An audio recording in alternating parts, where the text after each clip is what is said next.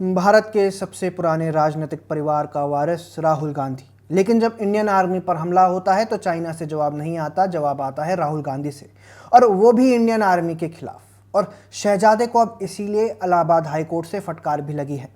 सवाल यह है कि जब देश की सरहदों पर तनाव होता है, चाहे वो चाइना हो या पाकिस्तान, राहुल गांधी किसके साथ खड़े दिखाई देते हैं। बात यह है कि 3 साल पहले राहुल गांधी ने भारतीय सेना पर एक बयान दिया था, जिस पर अब इलाहाबाद हाईकोर्ट ने अपनी आपत्ति दर्ज की है।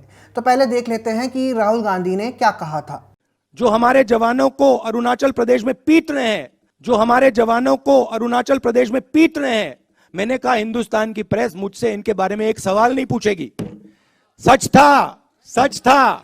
जो हमारे जवानों को अरुणाचल प्रदेश में पीट रहे हैं, ये शब्द राहुल गांधी के हैं। मतलब एक स्टेटमेंट में, सिर्फ एक बयान में कोई इतना ज़्यादा ऑफेंसिव, इतना झूठ कैसे परोस सकता है। खैर, पहले हम ये जान लेते हैं कि इलाहाबाद हाईकोर्ट ने इस पर क्या कहा। 4 जून 2025 इस मामले पर सुनवाई करते हुए इलाहाबाद के एक सिंगल बेंच ने यह साफ कहा कि अभिव्यक्ति की स्वतंत्रता का मतलब ये नहीं कि आप भारतीय सेना को बदनाम करें। और ऐसा भी नहीं है कि मैं आपको बस कोई हेडलाइन पढ़कर सुना रहा हूं। चलिए जस्टिस सुभाष विद्यार्थी का पूरा बयान आपके सामने रखता हूं। No doubt, Article 19(1)(a) of the Constitution of India guarantees freedom of speech and expression. This freedom is subject to the reasonable restrictions and it does not include the freedom to make statements which are defamatory to any person or defamatory to the Indian Army. अब आप सोचिए, एक तरफ चीन लद्दाख में घुसपैठ करता है, तवांग में झड़प हो रही है, और दूसरी तरफ कांग्रेस के नेता चीन की तरफ से बयानबाजी कर रहे थे। 2017 में जब डोकलाम पर सैन्य झड़प हुई थी, तब भी राहुल गांधी चाइना के राजदूत से मिलने गए थे। कांग्रेस ने पहले इसे फेक न्यूज़ बताया था, पर बाद में मान ही गए। यही राहुल गांधी जी आजकल पीएम मोदी को अपशब्द भी कह रहे हैं और ये दावा कर रहे हैं कि ऑपरेशन सिंदूर के दौरान हमने पाकिस्तान के सामने सरेंडर कर दिया। अब ऐसे में राहुल गांधी से कुछ कड़वे सवाल तो बनते हैं। क्या आपको पता है 2008 में कांग्रेस पार्टी ने चीन की कम्युनिस्ट पार्टी के साथ एक गुप्त एमओयू पर साइन किया था? जी हाँ, बीजिंग में हुआ ये समझौता कांग्रेस और चीन की सत्ताधारी पार्टी के बीच सहयोग और रणनीतिक संवाद के लिए था। लेकिन आज तक इस एमओयू की डिटेल्स सार्वजनिक नहीं की गई हैं। राहुल गांधी पर कई बार आरोप भी लगे हैं कि वे काफ़ी प्रो चाइना हैं। एक तथ्य तो ये भी है कि गांधी परिवार की personal NGO Rajiv Gandhi foundation को चाइना से फंड्स मिले थे।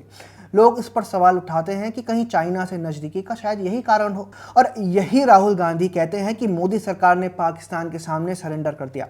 ध्यान दीजिए, जब भारतीय सेना ऑपरेशन सिंदूर को अंजाम देती है, राहुल गांधी सवाल खड़े करते हैं।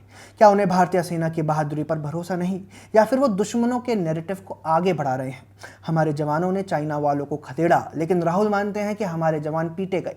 ऑपरेशन सिंदूर में अपने एयर बेसेस को नष्ट होते हुए देखकर पाकिस्तानी सेना ने फ़ोन करके भारत से सीज फायर की मांग की थी, लेकिन राहुल मानते हैं कि ट्रंप ने मोदी को फ़ोन किया और कहा सरेंडर।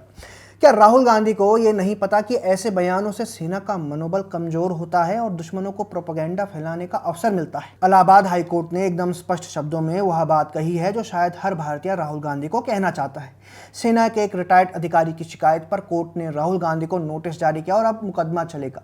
राहुल गांधी जी और उनकी टीम के लिए मेरी एक एडवाइस है, ये भारत है। अगर आपको यहीं पर रहते हुए जन नेता बनना है तो ये कभी मत भूलिएगा कि यहाँ की जनता देशभक्ति पर समझौता कभी नहीं करती, फिर चाहे वो कोई भी हो। तो मित्रों, राहुल गांधी के इस बयान पर आप भी 2 शब्द कमेंट में जरूर लिखिए। वीडियो पसंद आई हो तो इसे लाइक और शेयर करना ना भूलें, और लगे हाथ चैनल को सब्सक्राइब भी जरूर कर लीजिएगा। जय हिंद।